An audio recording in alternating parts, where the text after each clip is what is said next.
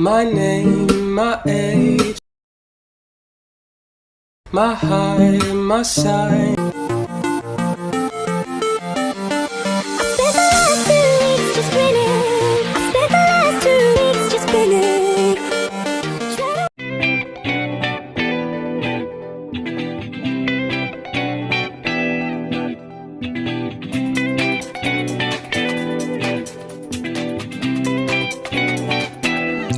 Phone နဲ့ CapCut နဲ့ TikTok app နှစ်ခုလုံးရှိထားဖို့လိုအပ်ပါတယ်အဲ့တော့ Android phone များအတွက်ဆိုရင်တော့ Google Play Store နဲ့ iPhone iPad များအတွက်ဆိုရင်တော့ Apple Store ကနေအခမဲ့လွယ်ကူdownload နိုင်ပါတယ် Internet နဲ့ VPN လည်းဖွင့်ထားပေးဖို့လိုပါလိမ့်မယ်ဖုန်းထဲကနေ browser တစ်ခုခုကိုဖွင့်ပေးလိုက်ပါဒီမှာတော့ Chrome browser ရှိတဲ့အတွက် Chrome browser ကိုဖွင့်လိုက်ပါမယ်အဲ့တော့အဲ့ရ search box ထဲကိုယခုလို introducing myself CapCut template ဆိုတဲ့စာသားလေးကိုရိုက်ထည့်ပေးရပါမယ်အဲ့တော့ရိုက်ထည့်ပြီး search box ကို enter ခေါက်ပြီးနှိပ်ပေးလိုက်ပါ Google စာမျက်နှာမှာအခုလို link တွေအများကြီးကျလာပါလိမ့်မယ်ဒီ link တွေထဲမှာပထမဆုံးဒီ link လေးကိုเนาะအနီရောင်ပေါင်ခတ်ထားတဲ့ link လေးကိုနှိပ်ပြီးတော့ဝင်ပေးလိုက်ရပါမယ်အဲ့လိုနှိပ်ပြီးဝင်လိုက်ရင်အခုလိုဒီ link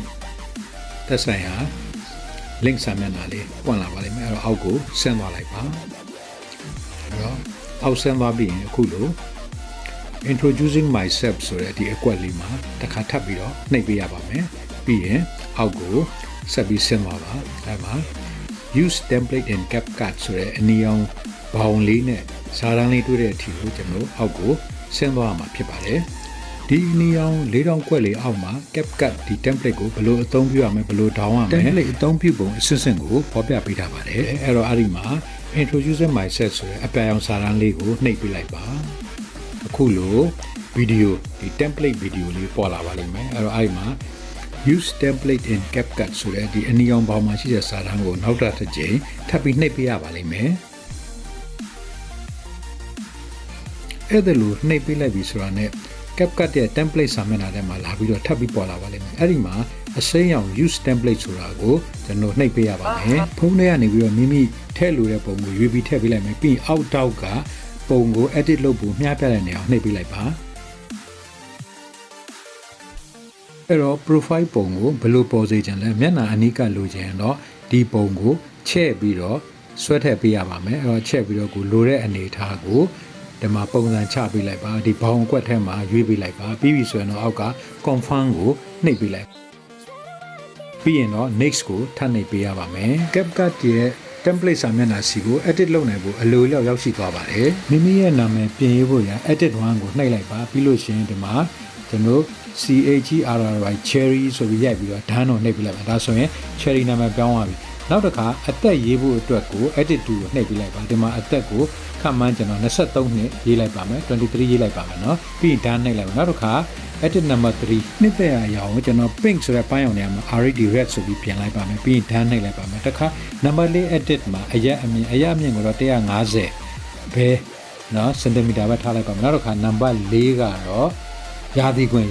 မှာတော့ကျွန်တော် Virgo ဆိုပြီးတော့ကညာရာသီခွင်ကိုပြင်ထည့်လိုက်ပါမယ်နောက်တစ်ခါ number 4ကို crash ဖြစ်တဲ့ဟာကိုကျွန်တော်တို့က PS လို့ edit နေရာမှာရိုက်ပြီးတော့ဒန်းနှိပ်ပေးလိုက်ပါမင်းကိုမိတ်ဆက်တဲ့နေရာမှာလိုချင်တဲ့စာသားတွေပြောင်းပြီးတော့ထည့်ရိုက်ပြီးပြီဆိုရင်တော့အားလုံးအဆင်သင့်ဖြစ်ပါပြီ okay ဖြစ်ပြီဆိုရင်တော့ကျွန်တော် export လုပ်ဖို့အပေါ်က export နေရာကိုနှိပ်ပေးရမှာဖြစ်ပါတယ်အဲ့တော့ CapCut logo စာသားမပါခြင်းတော့without watermark ဆိုတဲ့နေရာလေးကိုကျွန်တော်နှိပ်ပေးလိုက်ပါမယ်ဒါဆို export လုပ်နေပါပြီ export လုပ်ပြီးတာနဲ့ဗီဒီယိုကတန်းပြီးတော့ TikTok ကိုချိန်ပြီးရောက်သွားပါပြီဒါ TikTok စာမျက်နှာမှာလာပြီးပေါ်နေပါပြီအဲ့တော့ဒီ TikTok စာမျက်နှာမှာလိုချင်တဲ့ setting တွေချိန်ပြီးဒီမှာ next ကိုနှိပ်လိုက်ပါမယ်နှိပ်ပြီးဒီမှာ post မလုပ်ခင်ပြင်ရမယ်ကျွန်တော်မှာ cover page တွေပါပေါ့နော် cover page လိုချင် cover page ကိုနှိပ်မယ်ဒီမှာကိုကြိုက်တဲ့ cover page ပုံစံရွေးမယ်ရေးပြီးရင်ကျွန်တော် save ကိုလုပ်ပါမယ်save လုပ်ပြီးရင်နောက်ဆုံးအဆင့်ကတော့ကျွန်တော် post နှိပ်ရမယ်အဆင့်ပဲဖြစ်ပါတယ်အဲ့တော့ post နှိပ်လိုက်ရင်တော့ကျွန်တော်ရဲ့ TikTok စာမျက်နှာလေးမှာသွားပြီးပေါ်မှာဖြစ်ပါတယ်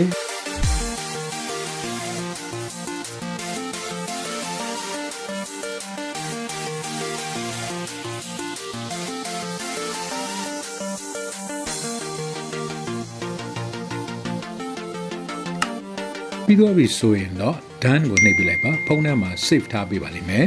ဟုတ်ကဲ့ပါယခုလိုမိမိကိုမိမိမိတ်ဆက်တဲ့ဒီ ဒီ TikTok ဗီဒီယိုလေးကိုနှစ်ချိုက်သဘောကျလိမ့်မယ်လို့မျှော်လင့်ပါတယ်အဲ့တော့နှစ်သက်ရင်ဖြင့် like share comment လုပ်ပြီးအားပေးကြပါ Kantkaw knowledge sharing channel ကိုလည်းပဲ subscribe မလုပ်ရတဲ့ပရိသတ်များ subscribe လုပ်ပြီးအားပေးကြပါဦးနောက်ထပ်ထွက်လာမယ့်ဗီဒီယိုမှာထပ်မံဆုံကြပါစို့အဆုံးထိကြည့်ပြီးတော့ကျေးဇူးတင်ပါတယ်အားလုံးကို bye bye